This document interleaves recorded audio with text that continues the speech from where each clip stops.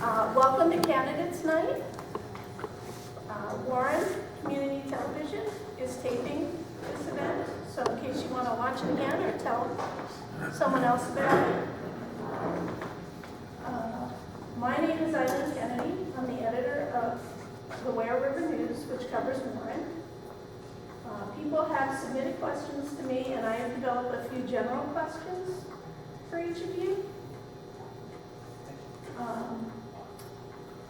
I'm going to give you a minute to introduce themselves. And I'm going to try to time it so we're fair to everybody, so everybody gets about the same amount of time. We expect all candidates to be civil, to not interrupt their fellow candidates, and to refrain from any personal attacks on each other. I'm going to ask the audience to reserve their applause and comments for the end, because there'll be an opportunity to thank everyone for taking part in this. And this is important, if for no other reason than it is being taped, and we want everybody who's watching at home to be able to hear everything you hear. And thank you all for coming. All right, so I'm going to ask each of you to spend about a minute introducing yourself. And if you can get it in 1 minute, maybe, a short thing about why you're running. So if you go like a few seconds over, it's not the end of the world. Okay.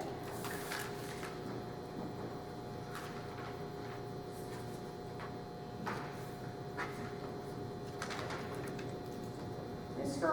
Olsen, why don't you start, and then we'll just go down the line. Okay. My name is Jeremy Olsen. I'm running for the Warren Highway Surveyor position. I feel I'm very well qualified for this position. I owned and operated my own business, landscape construction, for 11 years. I have a very strong financial background, very good with numbers and estimating jobs and working with people. Very strong in communication skills. I have no issues getting back to people, answering concerns, addressing whatever problems the community brings to me, working with the community, working with other departments, and really kind of making the highway department a better part of this community, something that we can all, look upon as a positive thing.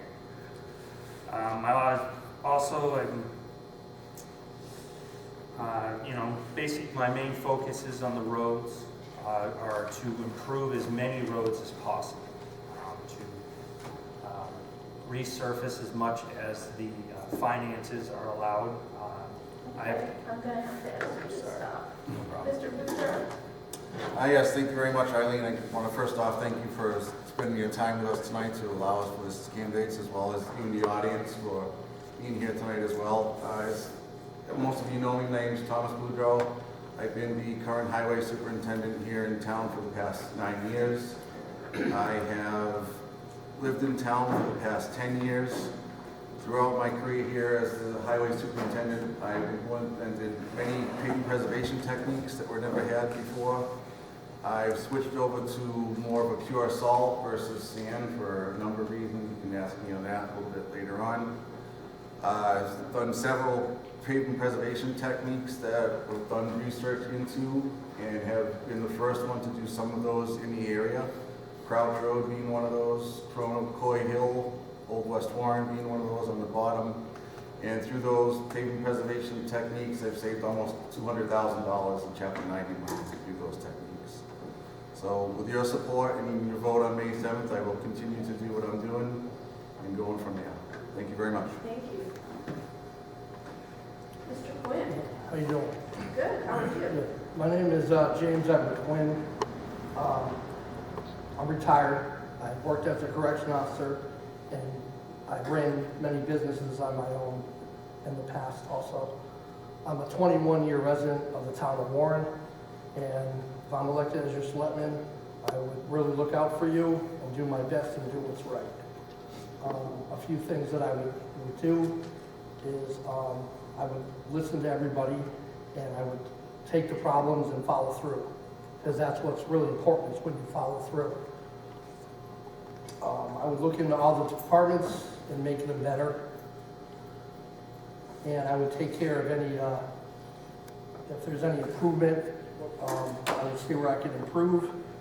And I would make sure everybody's doing their job, because you as the citizens in the town of Warren deserve the best, because it's your tax dollars. And I just want to go on the record to let everybody know that I wouldn't take a dime from the town. The pay that I would get would go right back in Warren, and we can do something for the town. Because I think that's what matters, not the money, it's for the better of the town. Thank you, Mr. Quinn. Thank you. Okay, Mr. Quaboag. My name is Brian Corriveau. I've been in town 30 years. I was a building and remodeling contractor for 40 years, licensed in Massachusetts. Basically, I'd rather do things and worry about them and think about them. I'm running for selectman for 2 reasons. I want to help the town, and number 2, I'm not mentally stable. Okay, thank you. Mr. Scanlon. I'm sorry, Mr. Ramsey. Mr. Ramsey.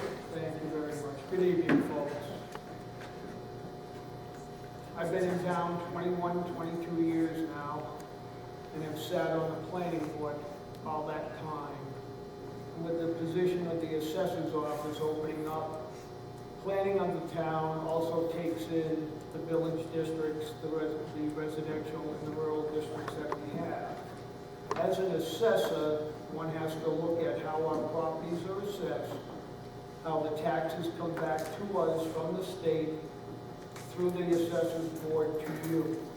Taking that into consideration, the town can be planned better using both of the department's information at this time, and as time goes on, we'll be able to look at the planning process in town much better, and the assessed values of our properties, where certain businesses can go and hopefully will go, and having your input at the Board of Assessors department now, which is much more transparent.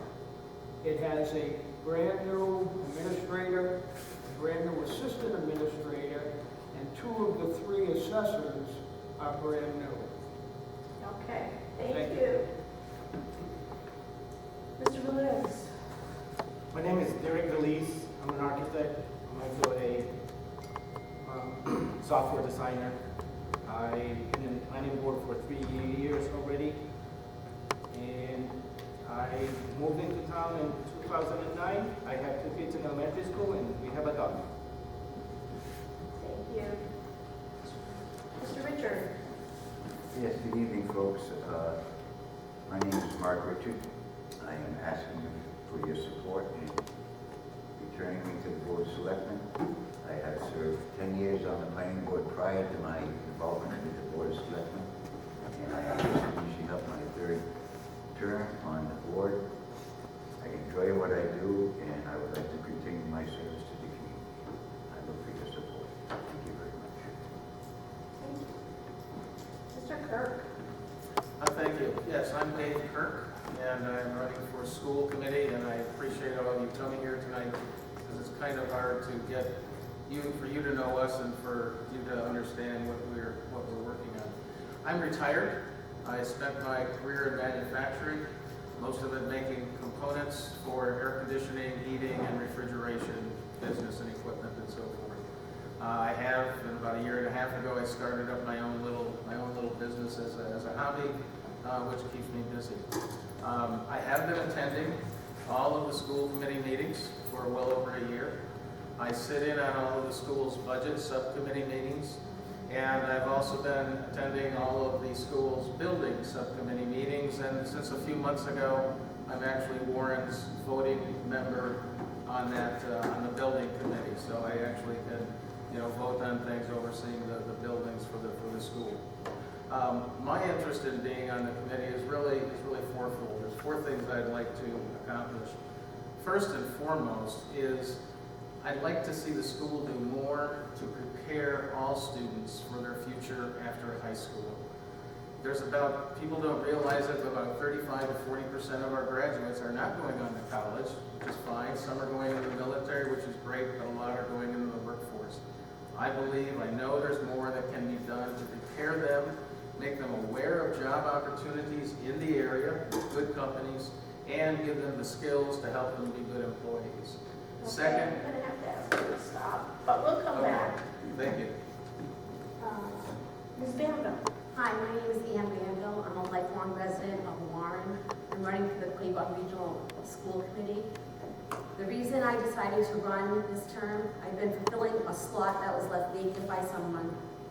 I've attended the meetings, and because it takes a lot of our tax dollars to run the school, I decided to get a little more involved. Instead of complaining about how they spend their money, I want to see where they're spending their money. Great, thank you. I'm going to take a minute to read a very short note from Matt Peloquin, who is also running for Quaboag Regional School Committee, because he could not make it this evening. And then we'll start with questions. My name is Matt Peloquin, and I am running for one of the 2 open positions for Quaboag Regional School Committee. I am sorry I could not make it to this evening's event. I coach boys lacrosse for Marlboro High School and have a game scheduled tonight. I have been a Warren resident for 10 years now and have 3 children in the Warren Community Elementary School. I have 15 years experience as a physical education and health teacher, including locally in the Tantascwa School District and now in Marlboro Public Schools. My experience as an educator puts me in a unique position to understand more of what a school system needs to be successful. My career has been impacted by changes in school budgets, pushing me to learn and understand more as to what factors come into play with budgeting, including busing and school choice, as 2 issues that are continually discussed within the Quaboag district, as well as other regionalized districts nearby. With 3 children in the school system, I am invested in the Quaboag schools as I want to ensure that the strong public education Quaboag provides continues and that the district strives to improve for the future. Thank you for your time. I would appreciate your vote on Tuesday, May 7th. Okay. So, Mr. Olsen, why don't you tell us what you think the biggest problem is in the highway department? I feel probably the biggest problem in our highway department is organization, maintenance, just keeping up with the road conditions. Everybody I speak with in town has pretty much the same concerns. Our roads are falling apart. We have a very limited budget on what we can redo every year as far as road resurfacing. I would like to utilize as much grants as possible. I have good connections for writing obtaining grants and writing grants for extra money for that road conditions. And on top of staying on top of the drainage situations, pothole repairs, brush trimming, the things that really make the streets stay together, keeping the water off the roads and helping our driving conditions.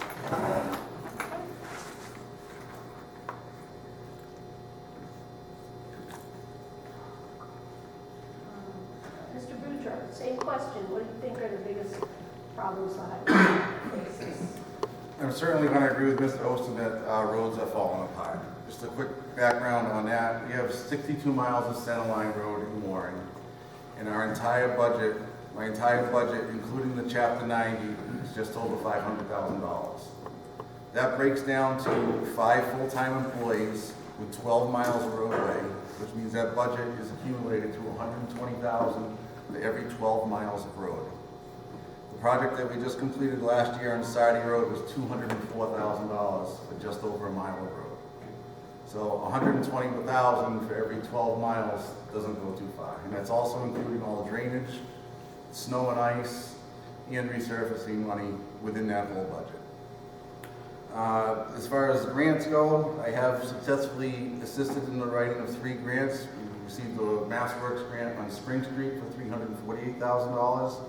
I received a $49,000 grant for Walking Culvert design and we received a $900,000 Mass Works grant with the Quaboag Street projects. As far as other grants go, unfortunately, Warren kind of is lacking in that just because of who we are. One of the things that I looked into with grants is the state wants to see a good cost benefit. What that means is you need a population and you need traffic to have a good cost benefit. Warren just doesn't have that for a lot of the grants that are out there. Okay.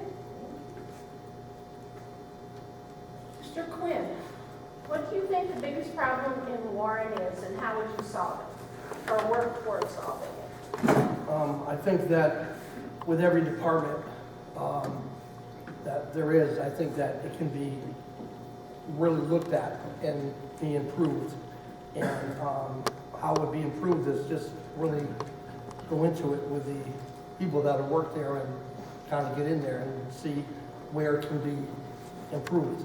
And as far as the people go, the same thing is, you know, where I come from, I worked in prison, make sure everybody's doing their job, because if, you know, they're not, they shouldn't be there.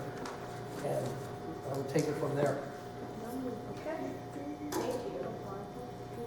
Mr. Corriveau, what do you think the biggest problem in Warren is and how would you solve it? Well, financially, the school's the biggest burden. Okay, the second one would be police department. But as far as the school situation, I'm going to be totally honest. Get rid of the superintendent because he don't get it. He's been there 10 years, and that's the solution. So that's what I would work towards. Okay. Thank you.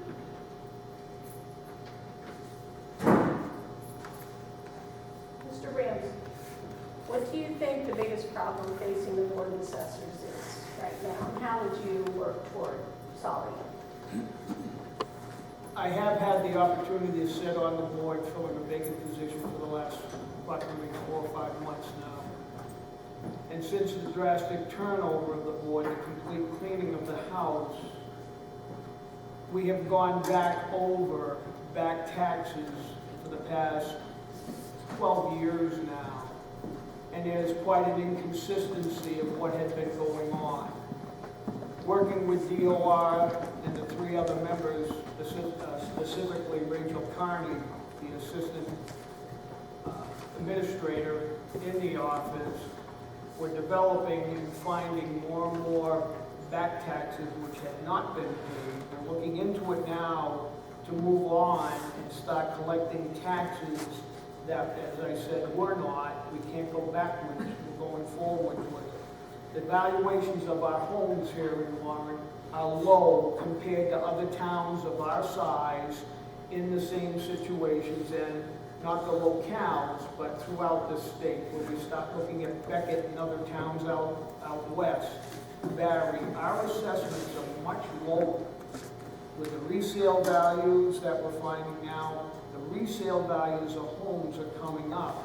Although having low assessments on it, we're trying to figure out how we can make an equal balance and start bringing in more money. The state and federal government sets the standards on our taxes for us.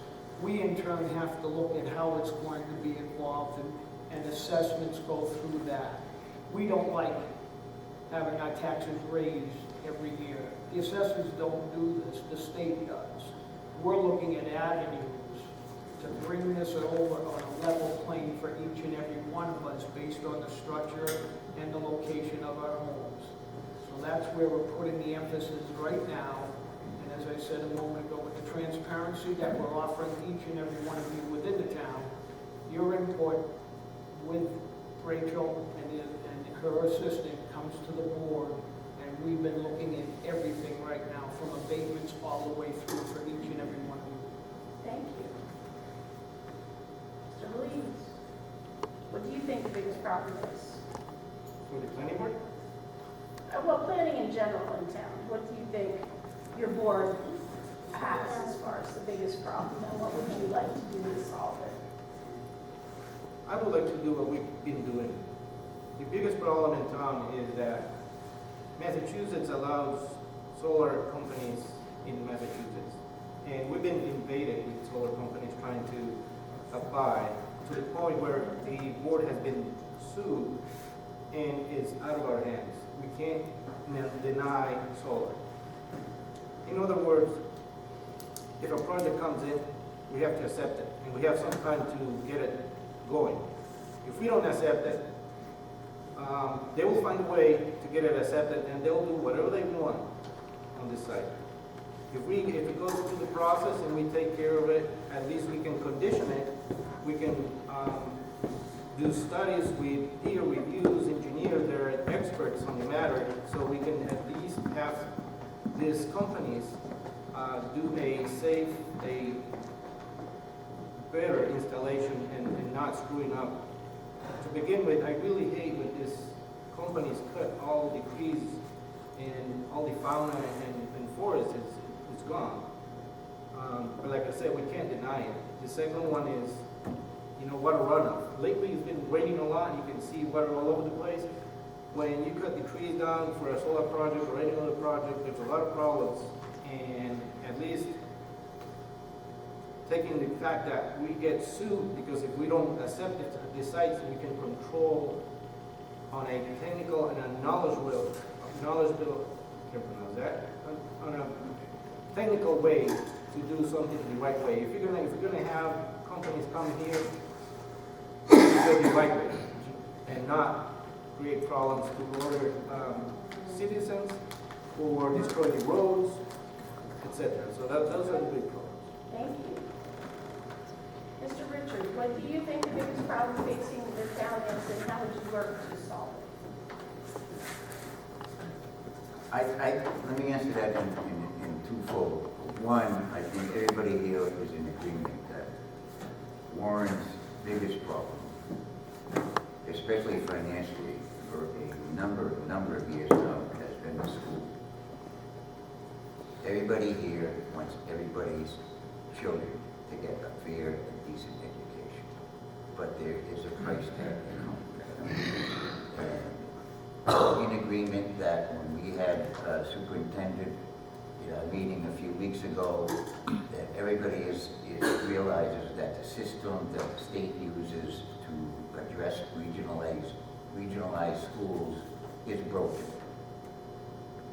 Quaboag School can't fix that, but what Quaboag can do is to obviously fix the way they look at handling the way the problems are thrown on them. Second of all, I think the biggest issue that I see in my involvement in 19 years of serving Warren is the lack of community involvement. You have a lot of people that talk the talk, but very few people that want to walk the walk. You can't end up having 2,300 registered voters and doing town business when 150 people show up for a meeting. That's what I consider two of Warren's biggest issues. Getting the school department on track and getting more people involved in the community. Okay. Thank you. Mr. Kirk, what do you think the biggest problem facing the regional school district is? Two things. Internally, the school does a good job of offering advanced placement classes for kids going on to college. They put a lot of emphasis on that, and that's great. But as I mentioned, there's about 35 to 40% of the kids that aren't going on to school, and I think a lot more can be done to make them aware of good job opportunities in this area. I can tell you there are literally dozens of manufacturing companies, trade companies, other businesses in this area. They'll all tell you their number one problem is finding good people. They offer good jobs, good benefits, 401k, promotional opportunities. Many of them offer tuition reimbursement. So, we need to make our students aware of these opportunities. I know a lot of these companies, and they are trying to find people. And there are things that the school can do at low cost and no cost to give these students some of the skills that these companies are looking for. I call them soft skills. The companies will teach them about their equipment processes and do all that, but to teach them some of the soft skills related to safety and operation and use of equipment and maintenance of things. Those are the things that the school can be doing, incorporating into their current academic programs that will prepare some of these students. So it's putting some time and attention into those that are not going on to college and going into the workforce. The other side of it, as has I'm been gonna have mentioned to here. stop you there, but we'll try to circle around this evening and All right. assure you. Ms. Banville? Right now, I think the biggest problem facing the school district is declining enrollment. And even though the enrollment of students is declining, they want more and more teachers to offer more classes to make the district look lucrative to other area towns for school choice. We end up paying for their busing, school choice busing. That's another added tax dollar. I realize that the school wants to fill the classrooms with bodies, but that might not really be the right way to go. Okay.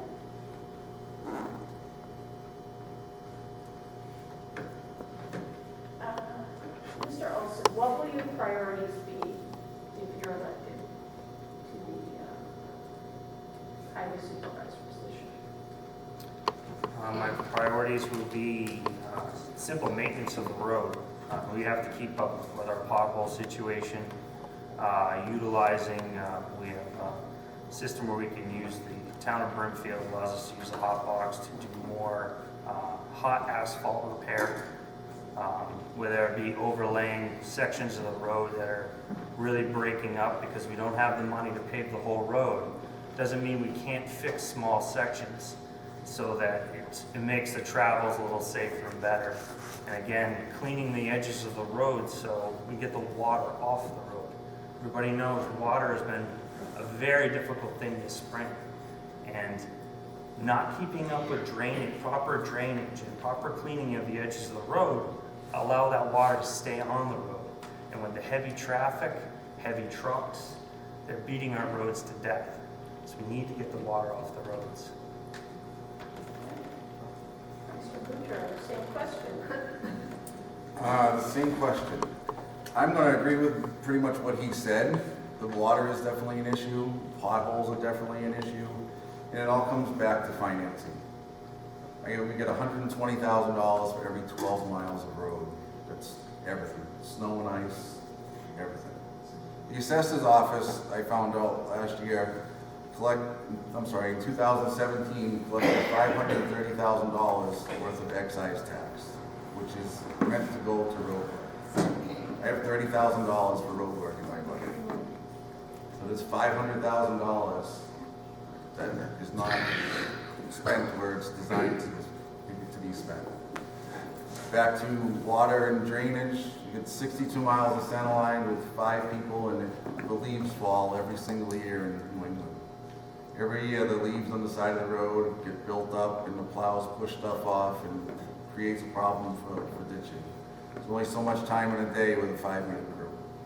Thank you. Mr. Quinn, what will your priorities be if you're elected to the selectmen? My priorities would be to look out for the taxpayers and the citizens, because it's their money, and I want to be a voice for them and be the one that's going to be there for them for any problem that there'll be. Looking out for the tax money, that it's really going to the right things and not to waste, and also to making sure that everybody that works for the town of Warren really does their job, and I think that's really important. Thank you. Mr. Corriveau, what will your priorities be if you're elected to the Board of Selectmen? Well, like I said, the two main expenses are the schools and the police department, and actually the third biggest, and that really is a thorn in my boot, and that's the town lawyers, okay? We spend just all that money that we spend on the town attorneys. It could do so much for this town, okay? And they're not after our best interest, they just want to make the money. So as a selectman, I would have one person, but the 3 selectmen would be the only people that could speak with the town attorneys. And I'll be honest with you again, I would change town attorneys, okay? That would be, so I would want to change the superintendent, the town attorneys, and the big number 3 is the chief of police, okay? Those would be my 3 goals. And I think I could make that all happen pretty quick. And the reason is because it's totally out of control. And nobody We have my, Mr. Richard here that's been here 3 years, and it's worse than when he started, much worse.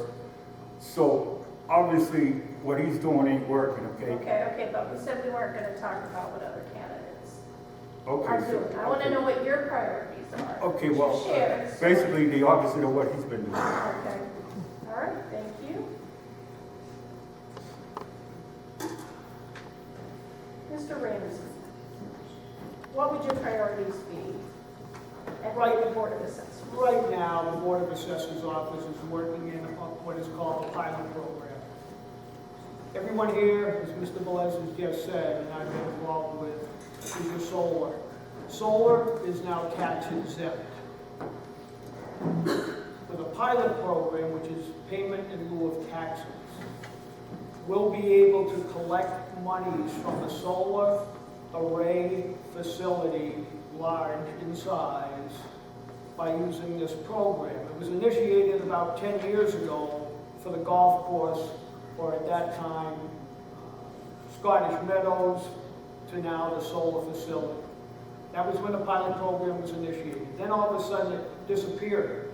No one can give us an answer in the state why it disappeared. Then about 6 months ago or less, about that time, it was deemed that solar facilities, large in size, are tax exempt. Well, by gosh, folks, with all these fields being put in and being tax exempt, the Assessors Board reached out to a couple other towns, found out that the pilot program did still exist, but hadn't been used. We've incorporated the pilot program. The pilot program has been brought forth to the select people, legal counsel here in town, and we've had 2 of the investors, one from New York and one from Washington, D.C., approach the board wanting to know, and we have one in the works now for a solar facility that will initiate the pilot program, again, payment in lieu of taxes, so that the town will have monies being brought in. We don't know, and we can't figure out yet how much that money will be, yet when you look at it, how much money is invested by a solar program, given to them by the government, and what is the town of Warren getting? Absolutely nothing other than what's coming off the landfill area.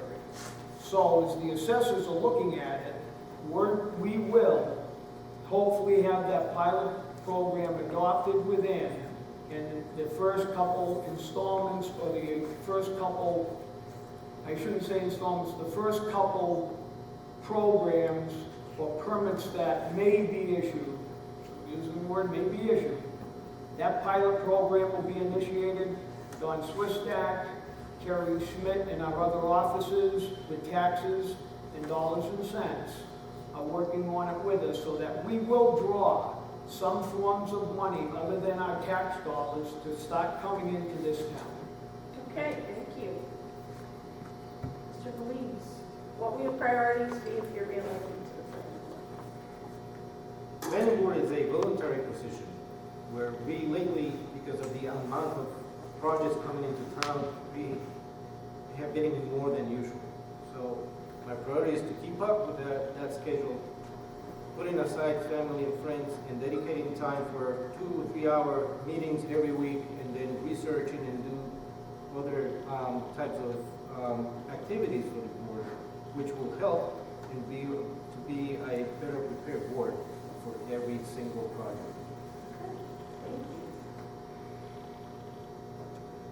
Mr. Richards, what are your priorities going to be in the next 3 years if you're reelected to the board? Well, first let me say that I think it's a very leading question because priorities change on a daily basis.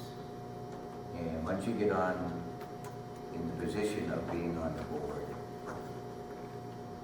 just a day-to-day operation of the office, which is basically the center point of the business of running the town of Warren.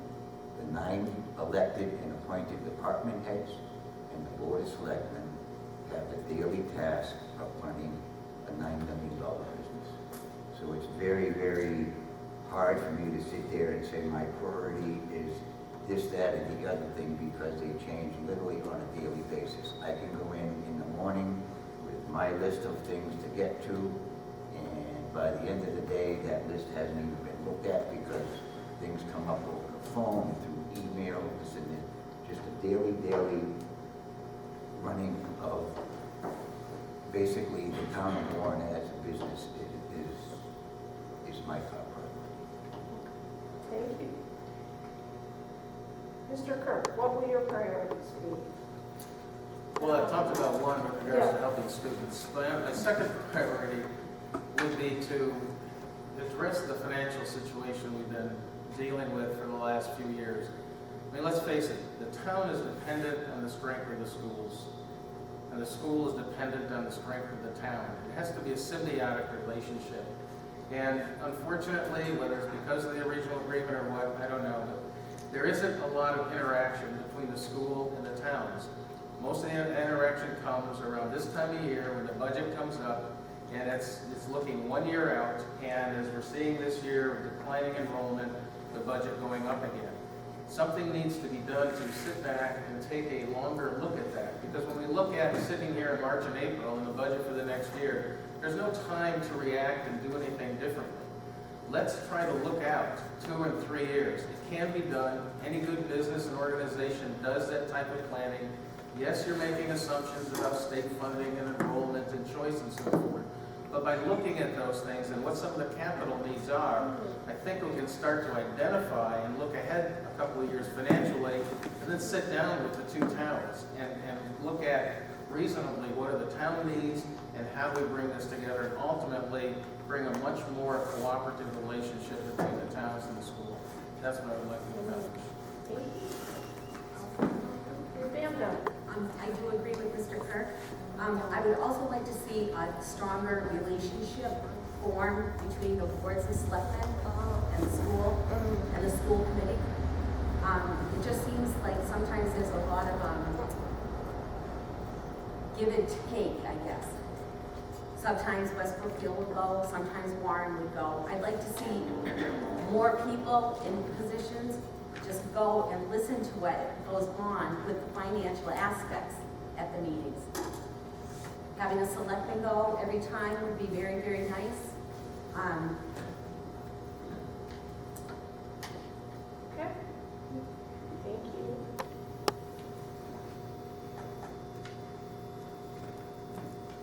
So you've spoken, Mr. Olsen, you've spoken about some of the changes. Yeah. Mr. Boudreau, this is specifically for you. When will Washington Street be repaired and or repaid? I prepared a list of some of the roads on here, and Washington Street has been on my list. The Board of Selectmen have a copy of that from a couple of years ago, but I believe, as I said, I get about $280,000 in Chapter 90, $30,000 from the town. In Washington Street, to do a full depth reclamation is where the road will completely be crushed up and repaved with 3 or 4 inches of hot mix asphalt, is $204,000. That doesn't include added material, bringing it in. That doesn't include drainage. That doesn't include culverts. That doesn't include structure adjustments. It doesn't include police details. That doesn't include tree removal. It's strictly grind and pave is $204,000. So it is on the list. It is something I'm still possibly looking at. I'm doing a pavement preservation technique on, maybe a cold in place recycling at a smaller rate.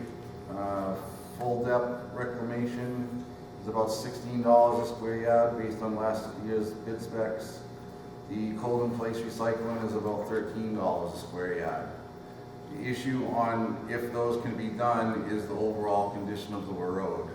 So I'd have to have some lab results back to see if the cheaper process could be done and go from there. But Washington Street is on the list. It's something I would also like to incorporate with Lower East as one project, and we're going to be well over $300,000 just for those 2 roads.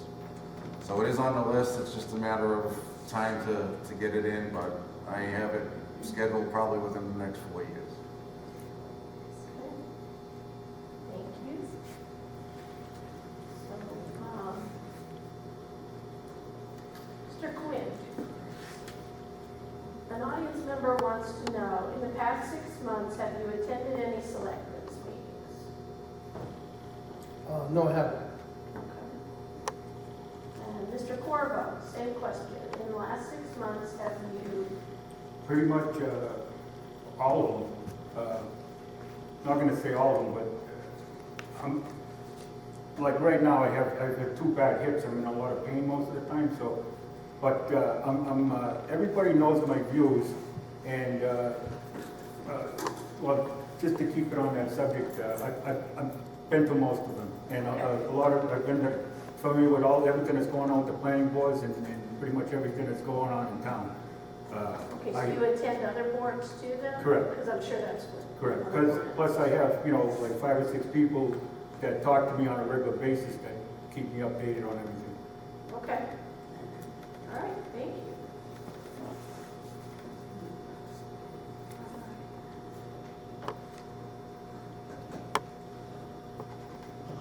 So Mr. Ramsey, could you, in a minute and a half, which I realize is not, can you talk to us a little bit about the whole, like when you think revaluation would occur through the Board of Assessors?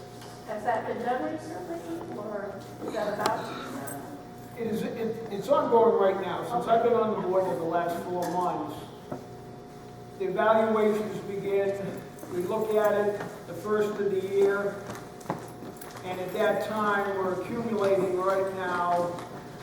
Yesterday, I finished a couple homes inspections based on permitting, past permits over the years issued for either additions and or remodeling.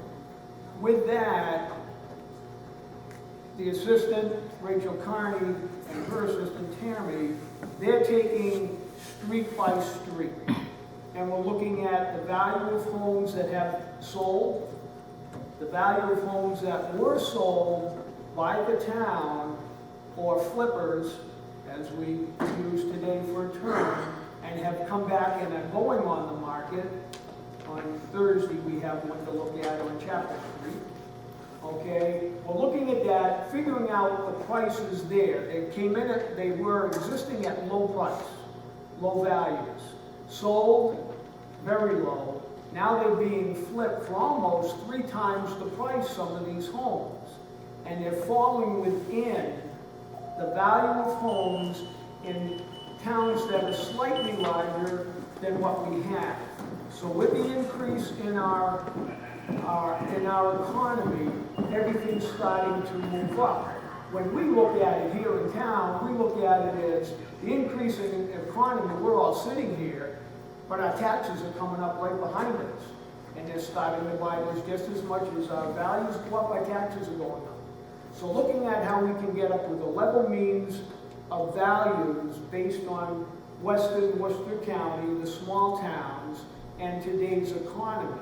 It takes a lot of time for the assistants to get it going, the administrators to get it going. Then we as the board members go out and look at everything and are coming back. They work with an outside agency.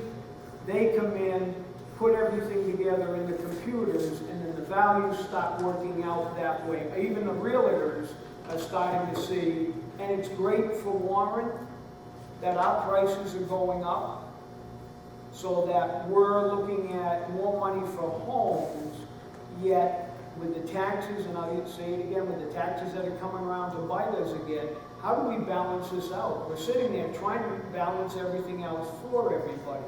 It's the hardest thing to do, and when it's in the process, everybody looks at it. It's a yearly basis, like I said at the beginning, so we try to keep on the board, actually in the room, the dates are right there by how much everything has to be done. Right now, by May 1st, we have to have all permitting done in the computers and ready to be looked at that way. Then the evaluation starts, I've already started for next year. Okay, thank you.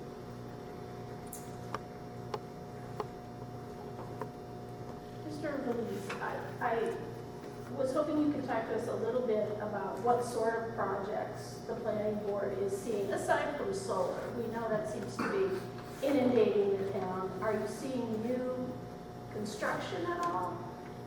And if so, what kind? Well, the planning board main objective is the type of the land use.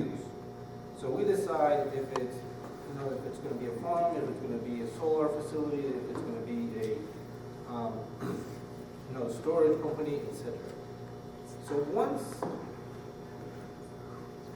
we get a project, even if it's not solar, it could be a subdivision, it could be what we had some time ago, the marijuana projects that end up on the mill.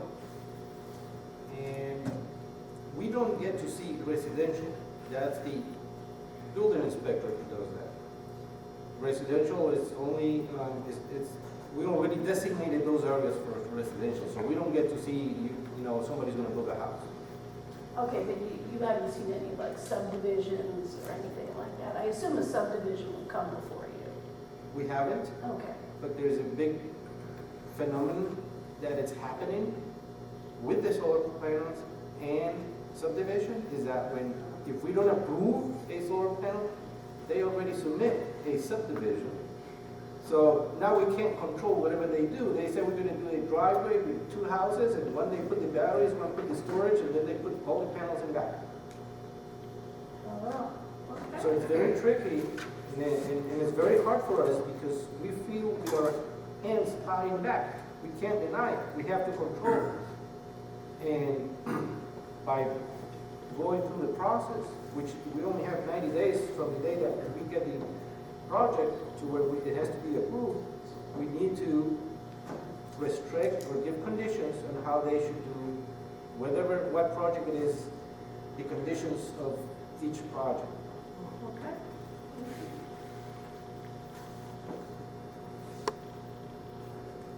Mr. Richard, you mentioned that you think people don't get involved in town. What do you think you and others in town could do to get people more involved? Well, Madam Moderator, if I had an answer to that, I would have brought it up 10 years ago. Because it seems to be that I have, served this last term of 3 years of my time. Prior to this was 10, 11 years ago, and we seem to be talking about the same problems and the same issues from 12 years ago as we are today.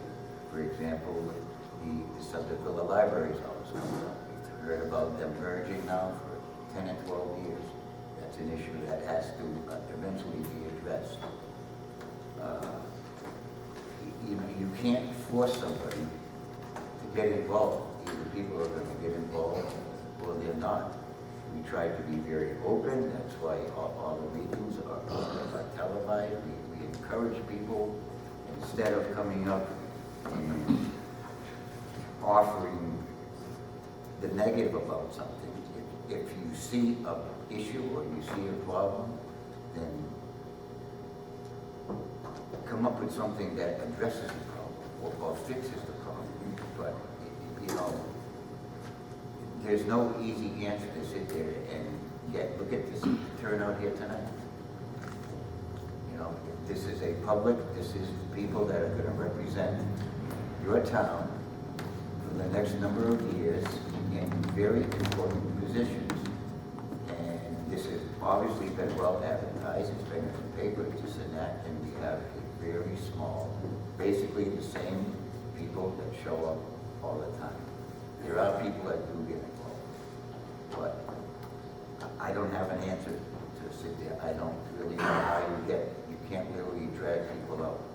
When you have a town meeting, like you say, you're expending, everybody that lives in this town is affected by what goes on at that once a year annual town meeting.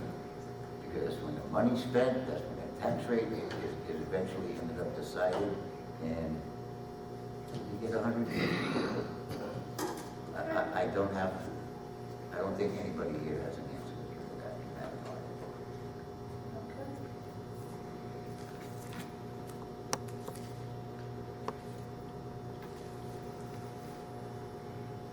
Okay, this is a question from the audience for both select board and school committee. We'll start with Mr. Kirk. What is the present real estate tax rate per $1,000 of valuation? I'm sorry, repeat that again. What is the present real estate tax rate per $1,000 of valuation? It's $18.15. I believe I'm correct on that. Yep. It went up from $17.35 last year. probably isn't exactly fair, but Ms. Banville, what is the amount Quaboag School is requesting above the minimum contribution from the town? Because you sit on it, so you probably know. But 900? It's almost $1 million, I know that. I think it's okay, yeah, it's 900. just over. It's like 1,036,500. Okay.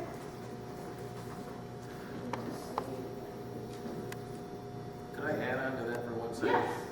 Yeah, the above minimum they're asking in this year's budget is about $1,036,000. Last year it was $523,000. So you can do the math. That's the type of increase they're asking for in the above minimum from last year to this year. That will, going through, potentially have some impact on your property taxes.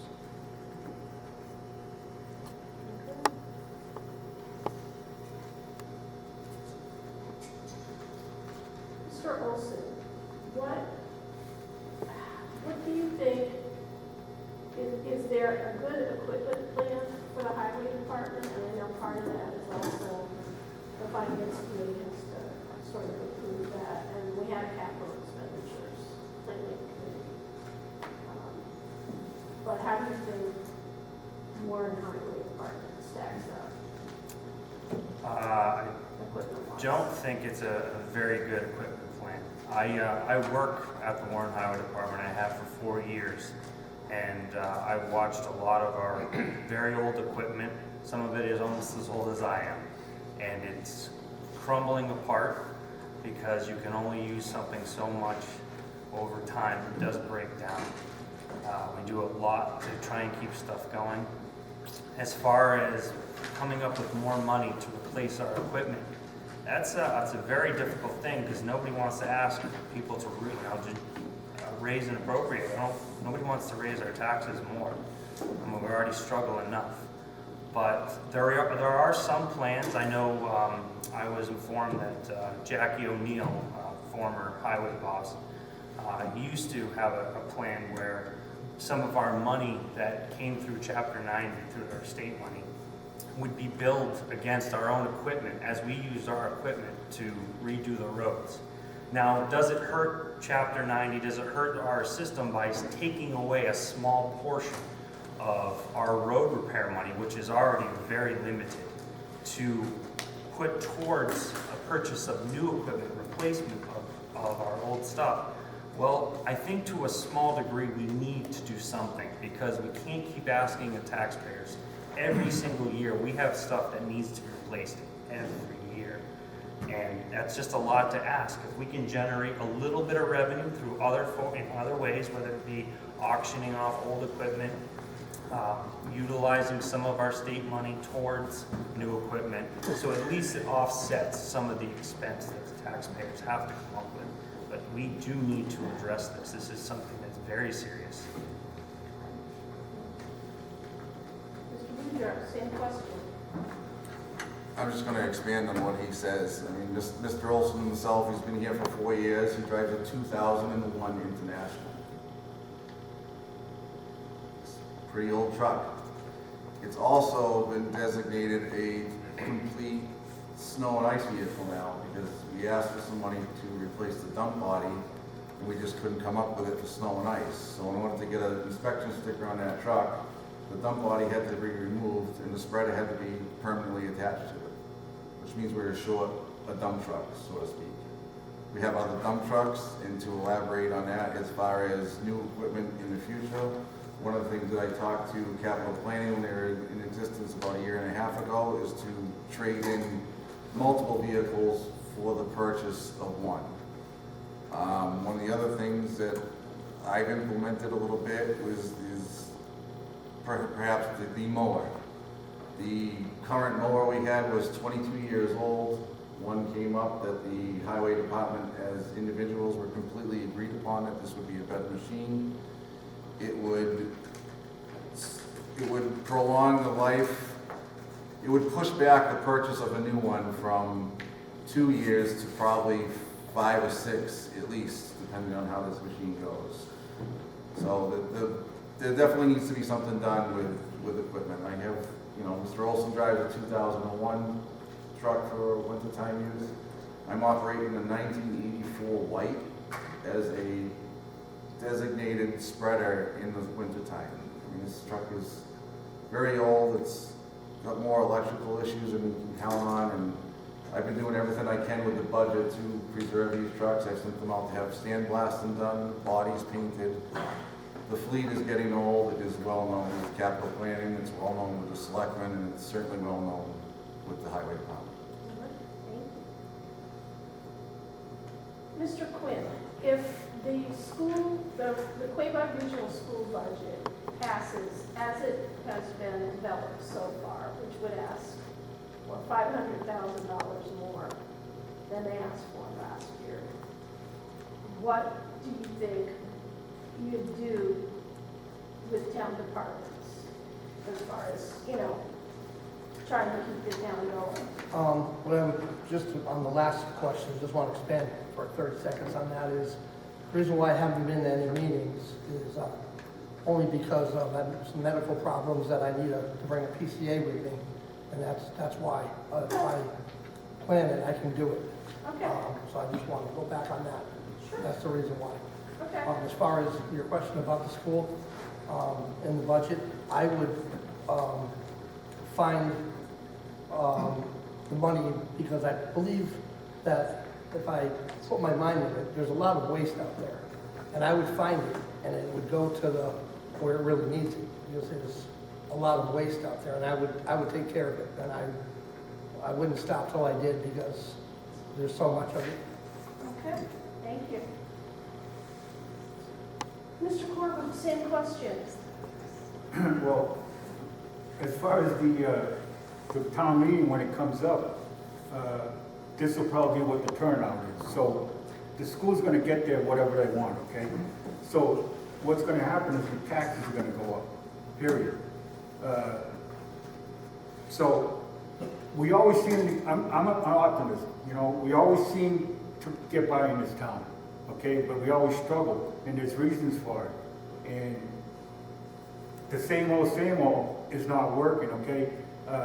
And like I said, the three bleeding holes are the schools, the police department, and the town lawyers. And I already told you what my plan was for those three. Okay? Madam Moderator? Madam, could you Yes. please take a 2 minutes break? Sure. This is your day. Absolutely.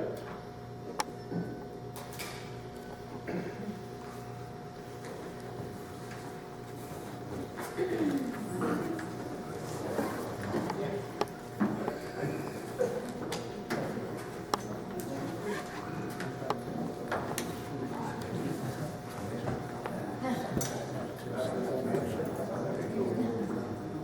Okay, we all set. Thank you.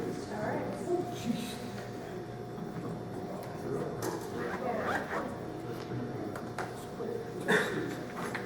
Mr. Ramsey? Yes, ma'am. Is there anything that you want to make sure that taxpayers and voters know about the Board of Assessors or any processes? We've covered the pilot program and evaluation. Are there other things? Yeah. The board is- And I brought it up at the beginning also. Over the years, departments in town, in my time here, are not transparent. When you go in to ask for answers, or let's step back, when we go into the town meetings and we appropriate and everything else up there, raise our hands and have a silent vote and ballot vote, we never get explanations. It's just there. And then someone wants to move the question because we have discussion and votes. We need to be transparent, open, so that you who have a question have the ability to get it answered. And the Assessors Board, as of now, the night that Rachel Connie and I, as a temporary or as a replacement until present, hopefully, that we made the statement, we're transparent. You want something, the door's open. If you notice, the doors are now open in the east wing. That's all the west side, the east side of the building. Everybody's there to assist you when you walk in. If we can't get you the answer there, we will get the answer, whether it's contacting DOR or through pipeline, as I'll say. We can reach out to other towns of our same size, and it's been done. On abatements, when people come in, between the veterans and regular townspeople, our senior citizens. When you come in, you have a question on abatement. We've had meetings where folks have come in and sat down and it's been explained. Everything is explained to you now. We don't want you to walk out and not have an answer or feel comfortable in why this is happening to taxes, valuations. We want you to know the answers.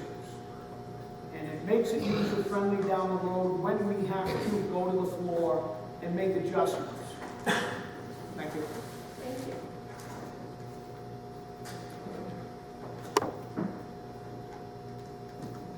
Okay, Mr. Veliz, is there any process or ongoing project that we haven't discussed that comes before the planning board that you would like voters to think about or to know more about?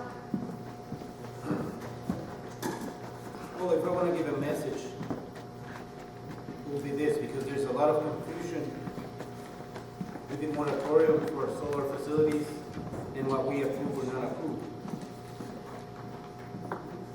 We had the issue that some residents come to us stating that we have a moratorium and we cannot take or entertain these clients about solar arrays.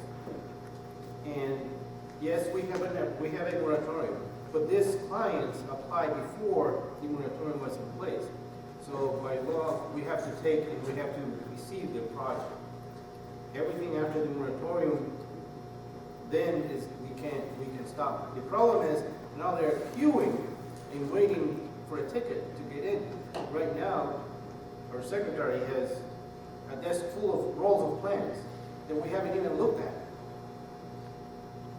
So there's a lot going on. There's a lot of misunderstanding of what we do and what we cannot do.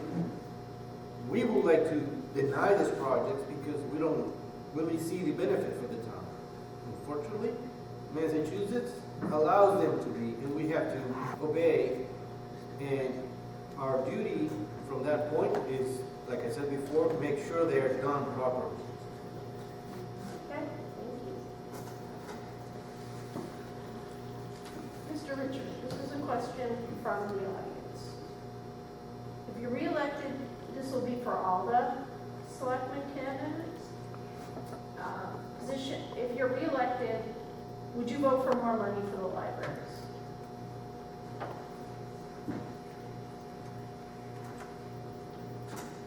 Well, I know this budget process, there was an increase to both the libraries from the president.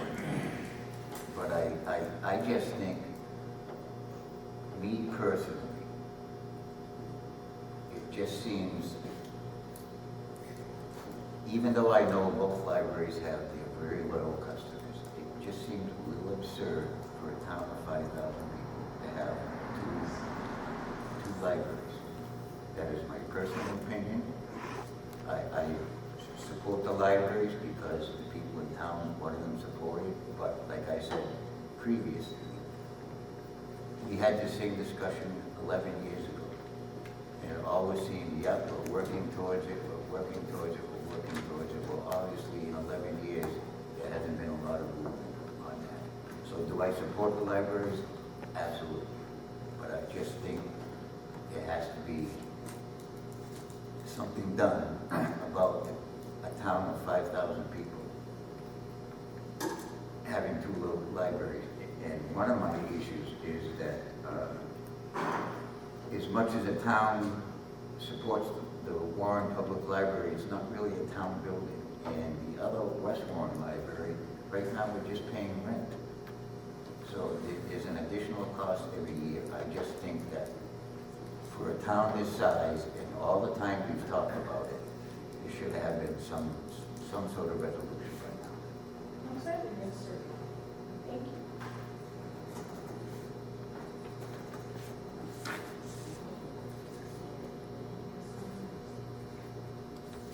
Okay, Mr.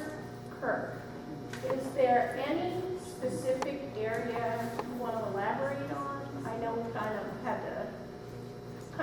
off at the beginning. So are there things in education that you would like to see the schools do aside from preparing them for more of a manufacturing and or, business straight out of high school kind of education? Are there other areas that you think Quaboag should develop, and if so, what are they? Well, I think, they do a good job of recognizing students that excel academically and athletics.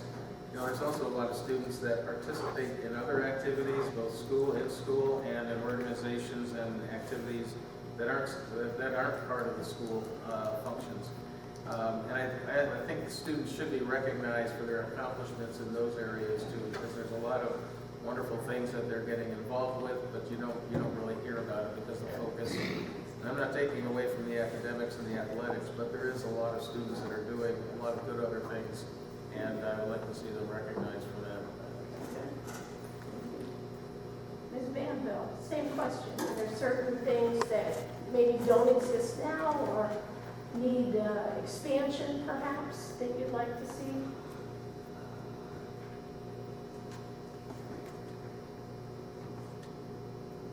I don't really have an answer for that question. I go to the meetings, I listen to what they say. Some of the things that are coming down the road are great. They are trying to expand programs to students that don't want to pursue a college degree, but they're also adding more AP classes for students that want to take those. Okay. All right. Thank you. I'm going to skip you highway guys for a minute. Mr. Quinn.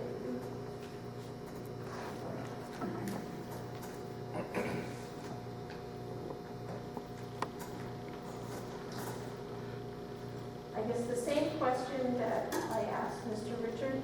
Do you believe in additional funding for the libraries if you're elected selectman? A lot of what Mr. Richards says, I agree with. I think eventually I'd like to see the libraries become one library and be handicap accessible. I know the one in Warren is not. And The main one is The main one, I don't the think it- larger building? yeah. Okay. And I think it's important to be handicap accessible.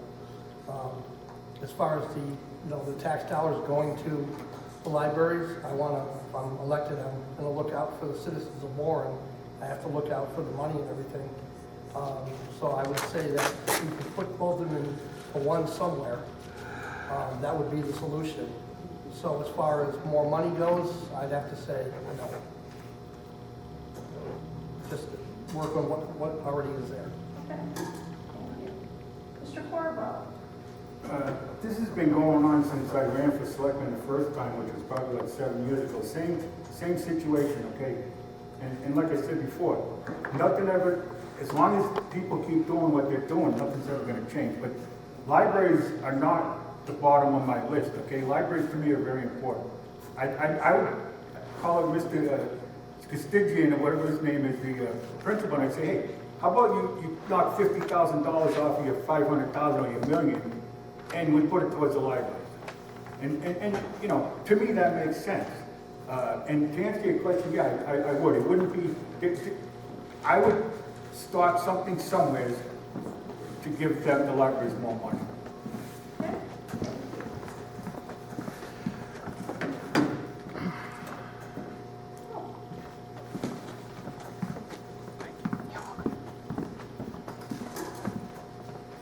Okay.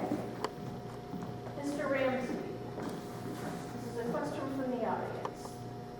Regarding the new cellular tower on South Bridge Road, do you know what this property is currently assessed at? Off the top of my head, no ma'am, I don't. So apparently the answer is $486 total for 56 acres of land. Very good. Okay.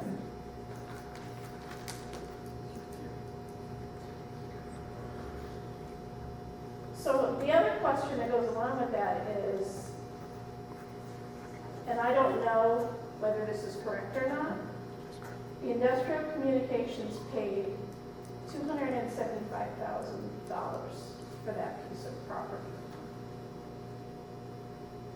At that time, ma'am, I was sitting on the planning board.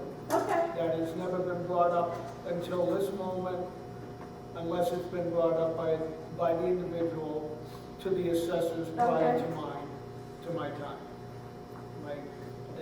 This time. Thank you. do you think that the assessors would maybe look at that property again? Without a That's doubt. my question based on these. Based on that, without a doubt. Okay, Who said that and why? I know for a fact it was done by the prior board or prior department. okay. Okay, it was not done by the present department there. That included the assessors and the two administrators. As I stated much earlier, there's a new process there. We're going through everything. We're finding that there are problems with back taxes having not been collected, having not been valued at the right value. Okay, And we're going through that process. That can be addressed if the individual would like to drop it off tomorrow. Tomorrow is Thursday. There's a board meeting at 2:30. Tomorrow is, I'm sorry, day ahead, folks. On Thursday, there's a board meeting at 2:30, and we can address it there, and I'll make sure it is addressed for the individual, and get back to yourself or anybody else would like to answer. okay. Thank you. Mr. Veliz, do you think overlays and/or other restrictions could be put in place to make it unattractive for companies to develop solar developments? I think yes, it could be done.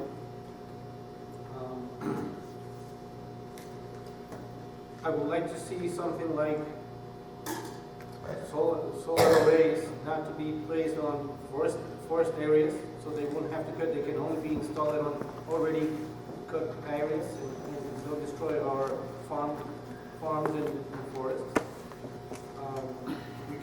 There's a moratorium right now. They're trying to update the bylaws, and there's a lot of little pieces there that add up to that question that will not encourage them, but there's the money that the state is offering to these companies.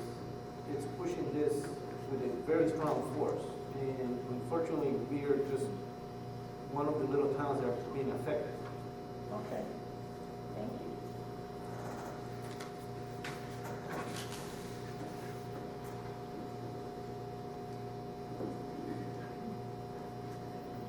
Mr. Richard, do you think now is the time to start planning for a new public safety building? And if not, at what point do you think the town should try to come up with a plan? Well, again, Madam Moderator, this is a subject that goes back 10, 12, 15 years. Just like we talked about years and years and years.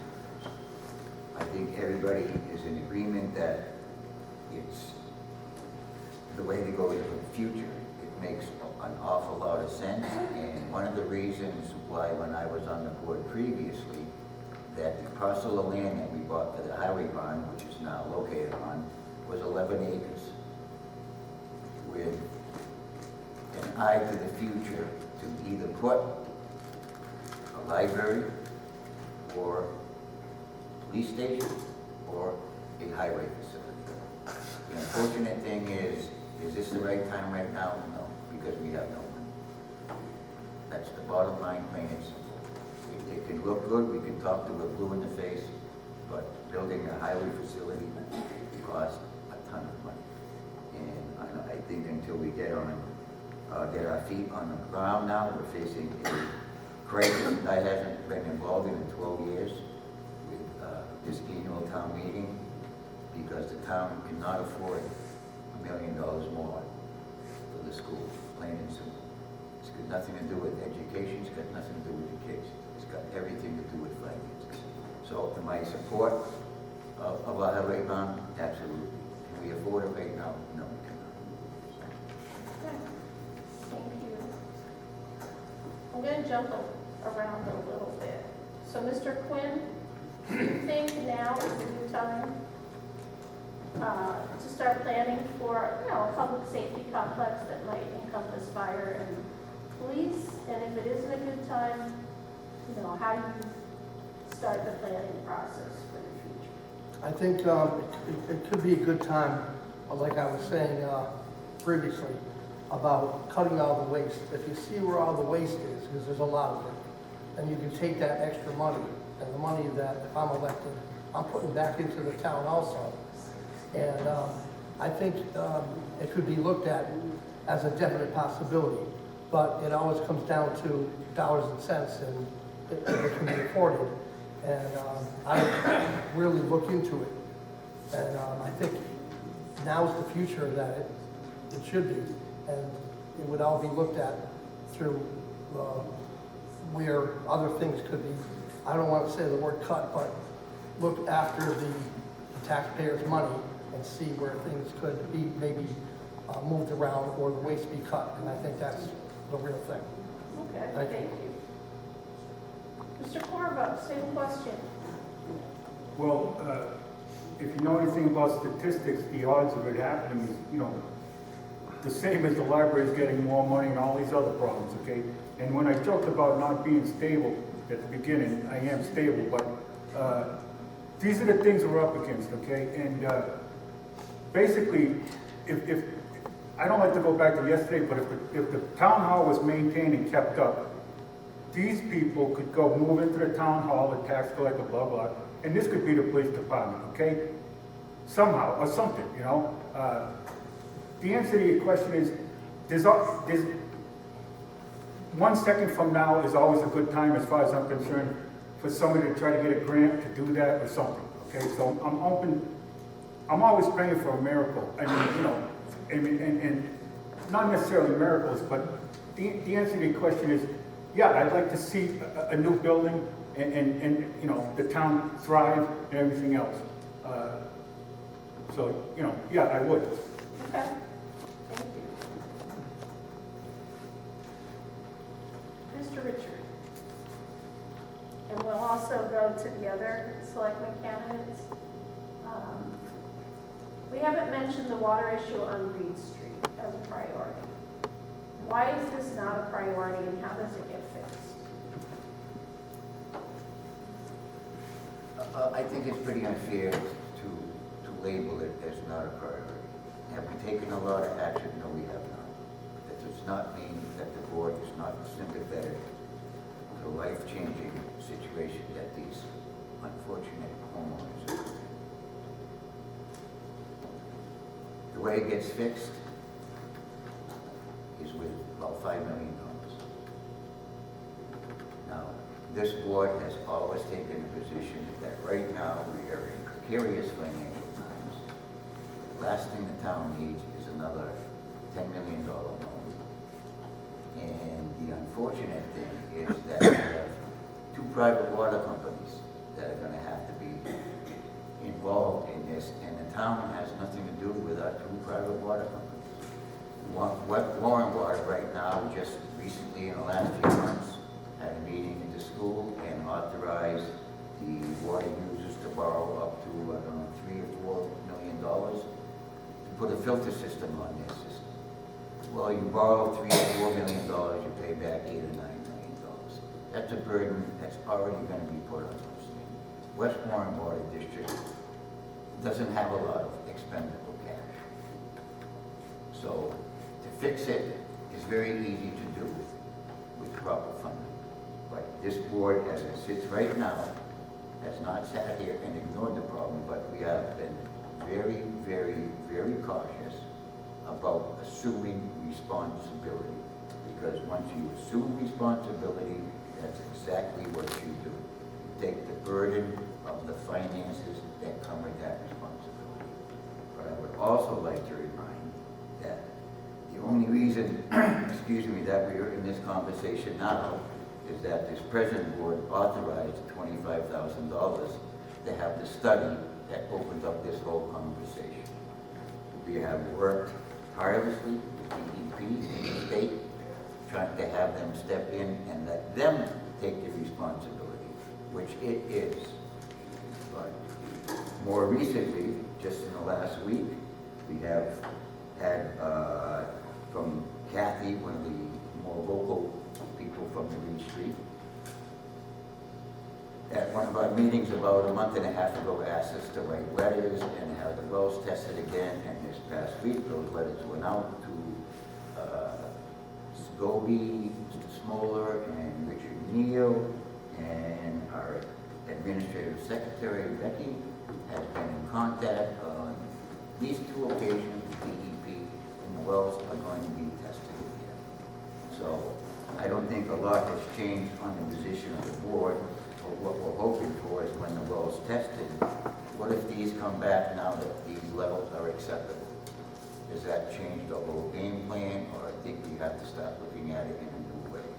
But as it is right now, the only thing that can fix it is money. Yeah, thank you. Mr. Quinn, same question.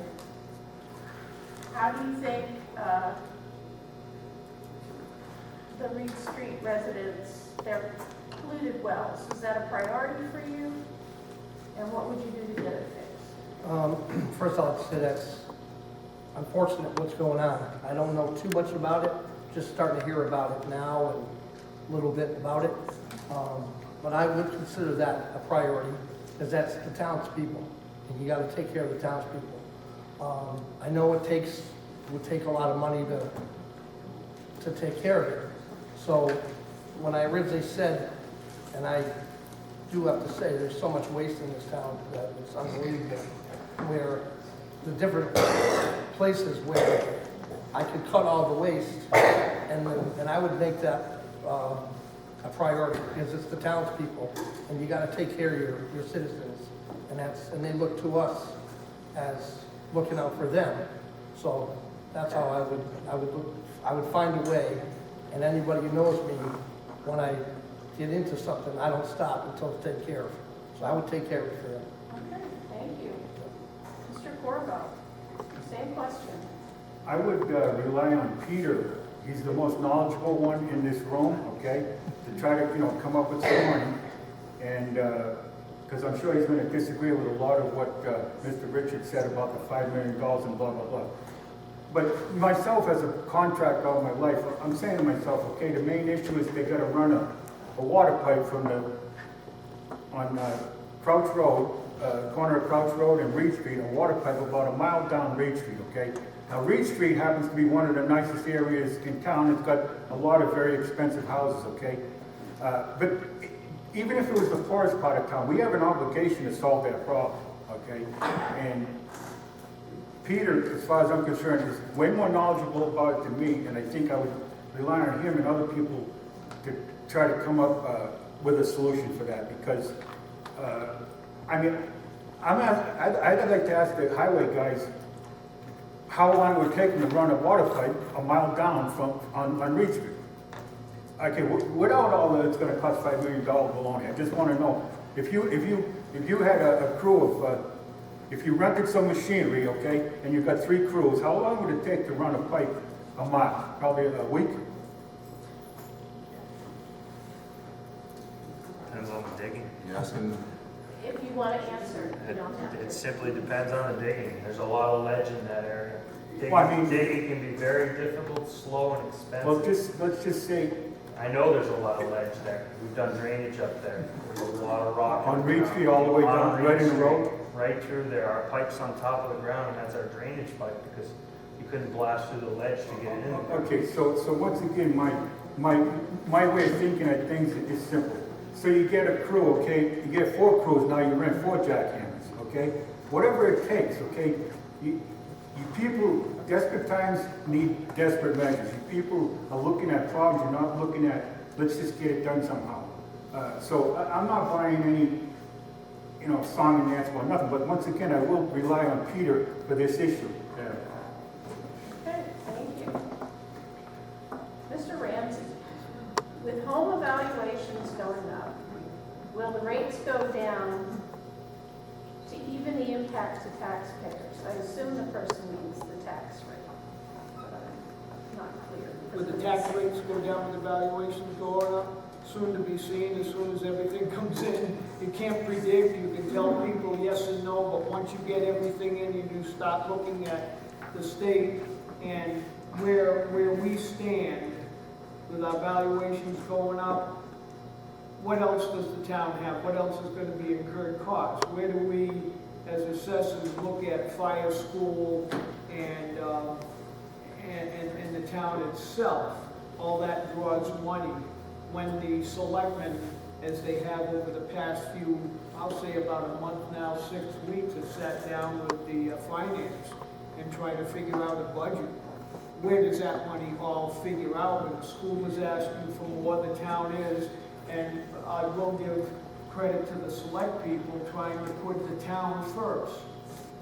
That's been mentioned quite a few times at the selectmen's meetings, putting the town at first now. We've been putting the school forward, and I'm not jumping on a bandwagon here reference school. Putting the town's people first, putting the valuations of the town through assessors and the select people looking at the town. What do we need? It's always been what the school needs when we get on the floor. I agree with what the school needs also, so how do we do it? With that being done, the budget's there, plus what we look at in the assessor's office, it all comes down to how we can figure out what is going on and when. And I'm not looking for straws to pick and throw at you, how and when.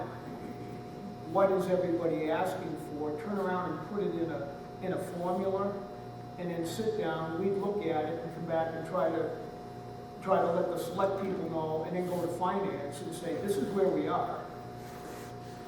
You people still juggling, and I've used the term, you're still juggling, and things have just been set, and it's been talked about from everybody here tonight. $1,036,000. Well, how can we look at one thing going up and one thing coming down? You've got to find a happy medium someplace. And I'm sure that we will try to do it. Yet we've got to look at the whole picture. Okay, thank you. All right, so we've gotten 90 minutes in. I'm going to ask the candidates to take just another minute and just give their last pitch to voters about why they're the best person for the job. Mr. Olsen. Well, like I said, I've worked at the highway department for 4 years. I know the infrastructure of this town as good as most people that have been involved in the highway department, if not even better. I've had some good people to work with. I know their capabilities. I know our equipment. I know where our budget's at. I know what we can accomplish, and I know we can accomplish more. We are now. And to touch a little on what Mr. Ramsey said, transparency. I feel like the highway department, I want to show everybody, this is what we have, this is what we're working with, and this is why we decide what we do. Whether it's a monthly report to the selectmen, saying here's what we've accomplished this month, or just anybody who wants to call, come in, make a meeting with me, whatever, I'll explain why we didn't spend the money on your road and why we chose this one. I just feel like it can be done a lot better, and I know I can do it. Okay. Thank you. Mr. Boudreau. Yes, thank you again for coming out this evening to allow us to have this. I've been here for 9 years now. I've done everything that I've been capable of doing, learning along the way on what we have to do with what the budget is. I've implemented many new pavement preservation techniques that have never been done in this area, never mind in this town, to save money. I've worked well with other departments, police, fire, conservation, planning board a little bit, recently with the solar stuff going on. I'll continue to do that with your support, with your vote. I've been looking into grants. They're out there. We just do not fit well with who we are, being a low population and low traffic. It's, the big joke in highways is all the money is east of 495. Well, it's true, unfortunately. So with your vote, I'll continue to do as I'm doing with the budget that's allowed to do the best that we can for you at the highway department. And as I said in my annual report every year, I can't address a problem unless I don't know about it. Okay. Thank you. Mr. Quinn. Yes, I want to thank you for having this. It's very nice to have it out here.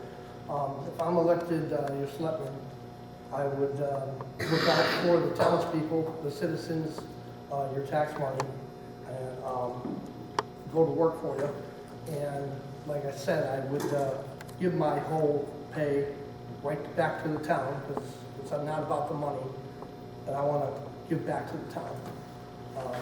So I want to make that official on the record. And I also wanted to let everybody know that I have an open door policy. If any citizen has a problem, I'm going to take it seriously and do what I can to help, because that's what it's all about. So I'm asking for your vote on May 7th, Tuesday, and I'll do my very best for you, and also to look out for your tax dollars, because it is your tax dollars, and do what I can for the town, and thank you. Thank you. Mr. Corriveau? Well, I think I could get along well with the two present selectmen, okay, and convince them to do things, you know, like I said, desperate times need desperate measures. We have to have the nerve to make some changes, okay, and everybody knows that I'm going to tell you the truth. I'm not going to lie about nothing. I'm going to make everything transparent, okay, and I'm going to stop the town attorney from sucking up our money, okay. I just want to read one quote here. I don't care whether or not people like me or dislike me. I'm not on earth to win a popularity contest. I'm here to be the best human being I possibly can be. All right. Thank you. Mr. Ramsey? Madam Moderator, thank you for your time. Folks here this evening, thank you also. Many of you have gone to different meetings throughout the town, and you pay attention to what's going on. Hopefully you spread the word. This is part of the word. Who do you want when you leave here tonight? Speak on our behalf, whoever it may be. As far as I'm concerned, I've been lucky enough to be able to meet many of you and many of the people in town. And for those that are home watching this also, if you all get out on the 7th, as many of you have said, the town needs your participation. We look at the people. We have many senior citizens in this town whom I respect. We all respect you. You have brought this town to where it is. Work with us to carry it on and make it a better town for the people who will come and the people who are here. Thank you all. Mr. Veliz? Thank you for having us here. Thank you for everybody here. I want to send a message to the camera, to all Ware residents. This either, regarding they vote for me or not, is to come out and vote, come out and participate in the meetings. Try to learn about what's happening in town is very important. And especially for, new families in town, you have to participate and not just stay there and wait for things to happen. Thank you. Mr. Richard? Yes, again, I can see, thanking everybody that showed up, people here at the desk, and you, Mrs. Kennedy, for moderating this. One of the things I would like to bring up is, there's a lot of times, and mostly at the Board of Selectmen meetings, we seem to concentrate on the negative, the issues, the concerns, and the problems. But I would also like to point out that this board, this present board, has done a lot of good things. We've involved in the green communities, community compact initiative. I would like to give kudos to one of our select members, Dario Nadi, who took the lead in purchasing our streetlights, which will be a substantial savings in the future. We talked about dispatch for over 20 years. This is the board that finally got it done. There is substantial savings. I know it was a very controversial issue, but it was done in the best interest of the town. I think this board has a terrific working relationship with our local legislators and other local people that we do. And a great strength of this board is our Administrative Secretary, Becky, who ends up a lot of times when issues and problems are brought up, it's the lack of communication. One thing this board has always been is we have excellent communication with people in the surrounding towns, the department heads, and I think we've done a lot of good things. And we've addressed wage control, we've addressed trying to keep and retain good people here.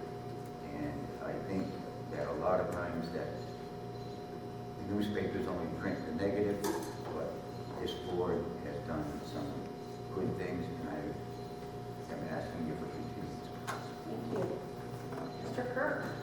I also want to thank everyone for spending their evening here and listening to us, and hopefully you've gained some insight. I'm committed. I've got the time, the energy, and the interest. There's a lot of good things going on in this community, but we are at a very important time, especially with the schools and looking what's happening with enrollment. I think there's things that we can do to continue to help our people. We've got a couple of very good elementary schools. I also believe we need to be looking farther down into the future from a financial standpoint, so that collectively, we between the towns, both Warren and West Brookfield, and the school can be together evaluating what needs to be done and how we can accomplish it. Thank you. Ms. Banville? I'd like to continue to serve on the school committee meeting. I'm asking you to go out and vote, whether you vote for me or not. I'd just like you to vote on May 7th and attend the annual town meeting this year. Thank you. And thank you for all of you for participating. I think it's a testament to your wish to serve and also, you know, your respect for the townspeople. So thank you for participating. Good job, guys.